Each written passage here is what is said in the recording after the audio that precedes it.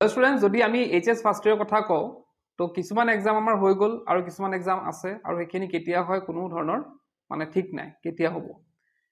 এতিয়া কথাটো হ'ল যে বিহুৰ পিছত আমাৰ ছেকেণ্ড ইয়াৰ ক্লাছো ষ্টাৰ্ট হ'বলৈ গৈ আছে আৰু ক'ৰবাত হয়তো ষ্টাৰ্ট হৈছে এতিয়া বহুতো ছাত্ৰ ছাত্ৰীৰ কুৱেশ্যন আছিলে যে আমি কি কৰিম ছেকেণ্ড ইয়াৰ পঢ়িম নে ফাৰ্ষ্ট ইয়াৰ পঢ়িম নে কি কৰিম এতিয়া আমি যদি এটা কথা চাওঁ যে আমাৰ এইটো ধৰা মাৰ্চ মাহ গ'লে এপ্ৰিল মে জুন জুলাই আগষ্ট ছেপ্টেম্বৰ অক্টোবৰ নৱেম্বৰ ডিচেম্বৰ জানুৱাৰী তো আমাৰ হাতত আছে কিমান 10 মাহ আছে মাত্ৰ 10 মান্থ আছে তো এই 10 মাহত আমি যদি এতিয়াৰ পৰা প্ৰিপাৰেচন নকৰোঁ এই 10 মাহত কিন্তু আমাৰ কমপ্লিট নহ'বগে আমাৰ হোল চেপ্টাৰবিলাক কমপ্লিট নহ'বগে গতিকে আমি কি কৰিব লাগিব আমি এইচএছ ফাৰ্ষ্ট ইয়াৰ বাদ দি এতিয়া আমি এইচএছ ছেকেণ্ড ইয়াৰত লাগিব এতিয়া বহুতে হয়তো কুৱেশ্যন কৰিব যে এইচএছ ফাৰ্ষ্ট ইয়াৰ এক্সামে শেষ হোৱা নাই আমি ছেকেণ্ড ইয়াৰৰ কাৰণে পঢ়িম জানো এতিয়া এইটো কথা আমি শিক্ষামন্ত্ৰী সেইটো কথা কৈছিলে যে এইচএছ ফাৰ্ষ্ট ইয়াৰ যেটো পাছ কৰাই দিয়া হয় গতিকে সেইটো মানে পাছ কৰাই দিয়া হ'ব ধৰি লোৱা এইচএছ ফাৰ্ষ্ট ইয়াৰ এক্সাম যেতিয়া হওক সেইটো টেনশ্যন ল'ব নালাগে এক্সামৰ আগত হয়তো 2 এদিন পঢ়ি পেলাই তোমালোকে দিব পাৰিবা সেইটো প্ৰব্লেম নাই কিন্তু আমি কি চাব লাগিব এইচএছ ছেকেণ্ড ইয়াৰ ফ'কাছ কৰিব হৈছে এতিয়া আৰু কাৰণ অলৰেডি আমাৰ বহুত টাইম পাৰ হৈ গ'ল এতিয়া বৰ্তমান সময়ত এইচএছ ছেকেণ্ড ইয়াৰ ক্লাছ হয়তো ষ্টাৰ্ট হৈ গ'লে হয় যদি এক্সাম শেষ হ'লে হয় হয়তো এতিয়ালৈকে ষ্টাৰ্ট হৈ গ'ল মানে হ'বই লাগিছিল আৰু ধৰা তো এনেই আমি 10 মাহ পাম আৰু হাতত মাত্ৰ আমাৰ 10 মাহ আছে গতিকে আমি সেইকেইদিন কি কৰিব লাগিব আমি ভালদৰে পঢ়িব লাগিব তো গতিকে আমি কি কৰিব লাগিব এইচএছ ছেকেণ্ড ইয়াৰটো ষ্টাৰ্ট কৰিব লাগিব এতিয়া কথা হ'ল যে এইচএছ ছেকেণ্ড ইয়াৰ আমি কিদৰে ষ্টাৰ্ট কৰিম এইচএছ ছেকেণ্ড ইয়াৰটো আমি কিদৰে ষ্টাৰ্ট কৰিম তাৰ কাৰণে আমাৰ লাগিব কিতাপ যোনখিনি বুক আছে বুকৰ লিষ্টখন মই দিম বাৰু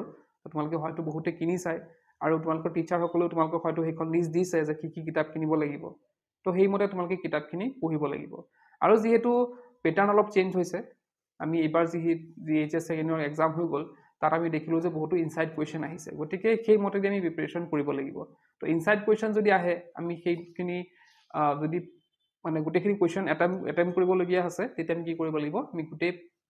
কিতাপখন পঢ়িব লাগিব চেপ্টাৰ আমি পঢ়িবই লাগিব গতিকে সেইটো অভ্যাস আমি প্ৰথমৰ পৰাই কৰিব লাগিব এতিয়া আমাৰ যিহেতু 6টা ছাবজেক্ট তাৰে এটা কি হ'ব 4th হ'ব গতিকে 4th ছাবজেক্টটো অলপ চলপ আমি পঢ়িলেও হৈ যাব কিন্তু আমি বাকী 5টাত আমি কিন্তু ভালদৰে ফ'কাছ কৰিব লাগিব গতিকে বাকী 5টা ছাবজেক্টত আমি কি কৰিম ভালদৰে ফ'কাছ কৰিম আৰু ফ'কাছ কৰি আমাৰ ৰিজাল্টটো আমি ভাল কৰিব লাগিব গতিকে সময় আৰু বেছি হাতত নাই ক'বলৈ গ'লে মাত্ৰ 10 মাহ আছে যিহেতু 10 মাহত তোমালোকে যদি এটা চেপ্টাৰ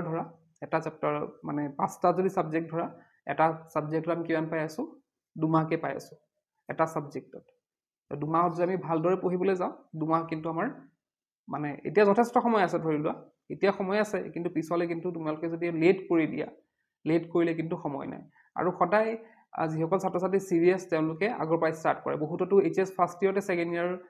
মানে পঢ়া ষ্টাৰ্ট কৰি দিছিল গতিকে এতিয়া বহি থাকি লাভ নাই এইচএছ ফাৰ্ষ্ট ইয়াৰ এক্সাম কেতিয়া হ'ব কেতিয়া কি কৰিম কেতিয়া শেষ হ'ব বহুতে সেইটো কৰি আছে যে এইচএছ ফাৰ্ষ্ট ইয়াৰ এক্সাম দিলেও তাৰপিছত ষ্টাৰ্ট কৰিম কিন্তু সেইটো নকৰি তোমালোকে এতিয়াৰ পৰা ষ্টাৰ্ট কৰা আজিৰ পৰাই ষ্টাৰ্ট কৰা তেতিয়া চাবা তোমালোকৰ এটা ভাল ৰিজাল্ট কৰিবলৈ মানে সক্ষম হ'ব আৰু এইচএছ ফাৰ্ষ্ট ইয়াৰ এক্সামৰ চিন্তা কৰিব নালাগে যিয়ে এক্সাম হ'ব অলপ চলপ পঢ়ি দিলেই হ'ল আৰু তোমালোকৰ যিহেতু এইচএছ ছেকেণ্ড ইয়াৰ ক্লাছ কৰাৰ কথা কৈছে গতিকে ইয়াৰ মানে সেইটো হৈছে যে এইচএছ ফাৰ্ষ্ট ইয়াৰ হয়তো তোমালোকক পাছ কৰাই দিব কিন্তু সেইটোৰ কাৰণে আৰু এটা কথা যে এক্সাম কিন্তু এটেম্প কৰিব লাগিব এক্সাম বোলে পাছ কৰাই দিব বুলি মই এক্সাম নিদিলোঁ সেইটো নকৰিবা এক্সাম কিন্তু দিবই লাগিব তো এইখিনি আছিলে আজি ভিডিঅ'তে কৰিলোঁ কি পোৱা